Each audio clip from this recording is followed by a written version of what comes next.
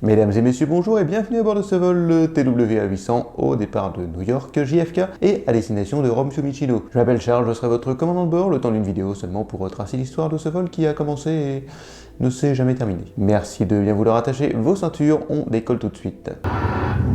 V1. Rotation. Alors, juste avant toute chose, je tiens quand même à vous préciser que c'est le vol TWA800 de 1996 et non pas celui de 1964.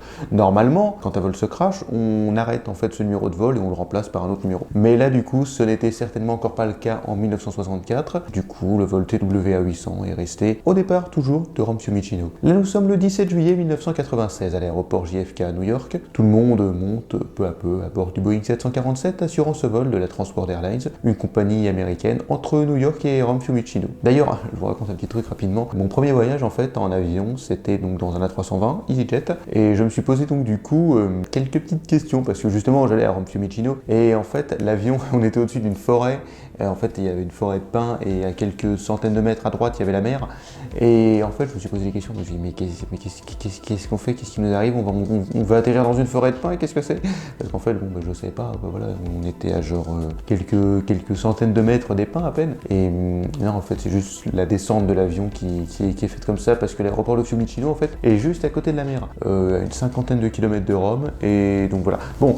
On repasse au vol TWA800, j'arrête de vous raconter ma vie. À bord du Boeing 747, donc 212 passagers, 18 membres d'équipage, dont le commandant de bord et examinateur de vol, Steven Snyder, 57 ans, et quand même 17 000 heures de vol à son actif. On a également le commandant de bord en instruction, Ralph G. Keverton, avec 58 ans et plus de 18 800 heures de vol, un mec avec quand même pas mal d'expérience. On retrouve également Olivier Crick, l'élève mécanicien, et supervisé par Richard G. Campbell, 62 ans, mécanicien navigant, avec aussi pas mal d'expérience. Bon, on a une belle équipe qui a quand même beaucoup d'expérience. On ne devrait pas avoir de problème, non?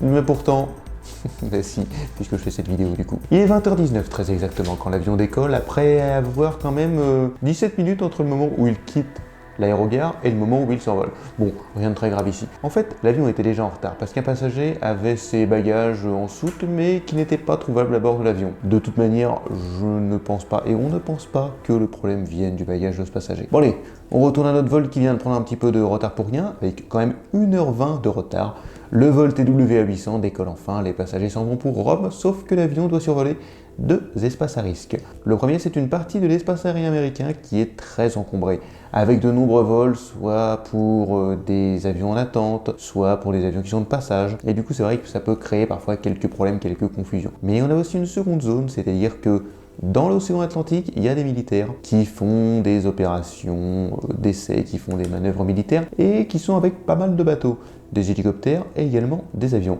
Bon, pas de panique non plus, hein, les militaires vont pas se dire « Oh, un avion, vas-y José, tire, tu le touches, c'est ma tournée !»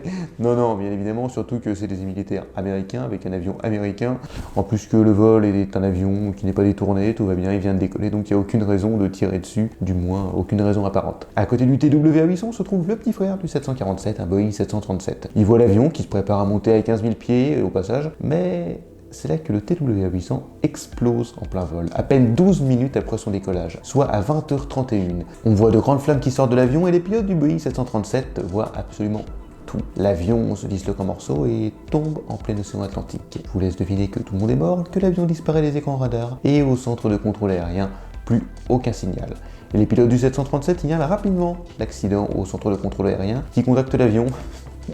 Voilà, mais oui, évidemment c'est dans les procédures, mais non, en fait l'avion vient d'exploser, donc les chances qu'ils répondent sont à peu près proches de zéro en fait. Mais c'est là qu'un autre souci se pose, puisqu'un hélicoptère de l'armée de l'air qui était sur la zone voit l'avion exploser. Sauf que l'hélicoptère il est juste en dessous de l'avion qui explose et qu'il y a des petits débris enflammés qui tombent et qui risquent de toucher l'hélicoptère. Si jamais il touche le rotor, les pilotes et les militaires à l'intérieur sont morts. Heureusement, l'hélicoptère de l'armée réussit à s'échapper assez rapidement et évite la catastrophe. Il prévient lui aussi du coup, la base aérienne, il prévient qu'il y a eu un problème.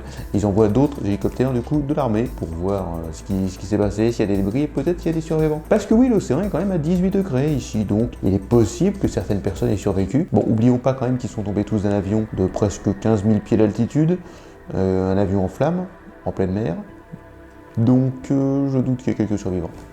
Bon, Maintenant, on va voir ce qui s'est passé. Comment et pourquoi d'ailleurs ce vol s'est-il crashé alors que tous les contrôles pourtant étaient bons, que les pilotes n'ont trouvé aucun défaut sur l'avion. Mais comment alors est-ce qu'il a bien pu exploser en plein vol? Bon, alors on a quand même une bonne nouvelle là-dedans, c'est que la zone est assez peu profonde, seulement 37 mètres de profondeur sous le niveau de la mer. Par là, je veux dire que les zones où se trouve peut-être le MH370 ou alors au moins où se trouve le Air France, enfin où se trouvait le Air France 447, c'est des zones qui sont beaucoup plus profondes et on a quand même repêché le Air France 447 à plusieurs centaines de mètres de profondeur. Mais comme vous le savez, les débris, ça finit toujours par remonter et souvent très rapidement d'ailleurs.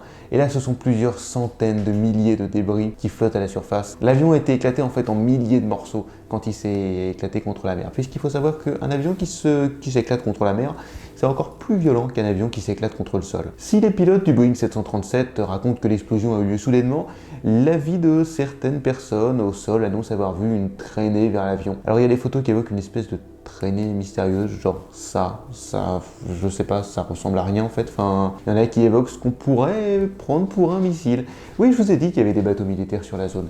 Un tir mal dirigé, ça arrive, même quand c'est un avion ami, ça reste quand même très rare. L'hypothèse terroriste serait une catastrophe, seulement 5 ans avant d'ailleurs un grand événement qui va bouleverser les USA, mais les missiles de ce genre n'ont pas des portées suffisantes pour pouvoir toucher l'avion. Bon alors l'objet sur lequel se trouve en fait un espèce d'obus, ou on sait pas trop quoi, c'était un avion selon le FBI. Et puis l'espèce de trace là, on peut se demander ce que c'est que ce truc, qu'est-ce que c'est un missile qui serait bourré, qui est mal dirigé? Non, tout simplement, ce serait une poussière sur la pellicule. Oui, ce qui semble assez probable, au vu de la taille de l'objet, une espèce de cheveu ou un poil, un truc comme ça. Bon, après, selon le FBI, le tir depuis un bateau américain, c'est pas vraiment probable. Mais Pierre Salinger, ancien porte-parole du gouvernement sous Kennedy, affirme que le vol TWA-800 a bien été abattu par un missile américain. Bon, décidément, on sait plus trop, mais normalement, on devrait savoir. Bon, bien sûr, si c'est le cas, c'est par erreur, c'est pas volontairement. Pourquoi les États-Unis tireraient sur un de leurs propres avions alors qu'ils ne représentent aucun danger réel immédiat? Il n'y a même aucun danger tout court en fait.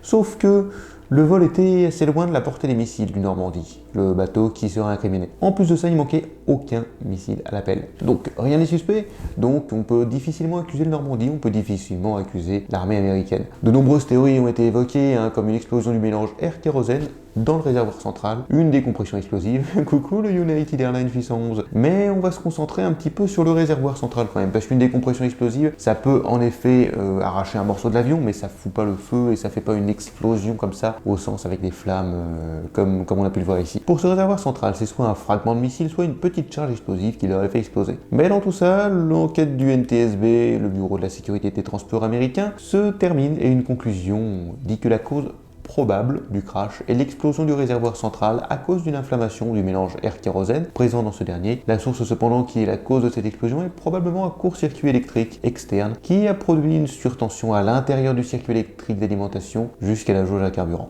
Et c'est ça qui aurait fait évidemment exploser le vol TWA-800 puisqu'une petite explosion, une petite flamme, un petit court-circuit dans un mélange air-kérosène avec de l'oxygène du coup, dans un avion, ça explose tout de suite. Bon, c'est assez technique comme souci, en effet, est totalement invisible pour les contrôles externes que font les pilotes avant de décoller. C'est la théorie avancée par le NTSB, on reste ici sur le fait qu'il s'agit de la théorie la plus probable et que ce n'est pas une information absolue selon le NTSB. On n'a pas encore la vérité exacte, mais on a déjà un petit morceau, quelque chose qui s'approche très fortement de ce qui s'est passé, et même ça se trouve, ce qu'il s'est passé. J'espère que cette vidéo vous aura plu, on se retrouve mardi prochain pour une autre vidéo, on va parler de bonnes nouvelles peut-être cette fois, ou quoique non. Ah non. Non, j'avais envie de vous parler de la plus grande catastrophe aérienne de tous les temps. Ouais, donc vas-y, on va faire ça. Et puis je vous parlerai aussi prochainement de l'autre vol TWA-800, beaucoup moins connu, qui était en 1964, lui avec un Boeing 707, si je ne dis pas de bêtises. Ce que je vous invite à faire, c'est vous abonner bien évidemment, à me dire ce que vous en avez pensé dans les commentaires. Et n'hésitez pas d'ailleurs à me proposer des idées de vol dans les commentaires. Si vous avez une idée comme ça, ou me proposer un pays, puis je vais vous trouver un crash à vous raconter sur l'avion de ce pays. Vous pouvez détacher vos ceintures, chers passagers, merci d'avoir regardé Rotation. Je vous rappelle que je ne suis pas commandant de bord ni pilote, que je ne travaille dans aucune compagnie aérienne, que je suis juste un passionné qui vous partage sa passion. À mardi prochain!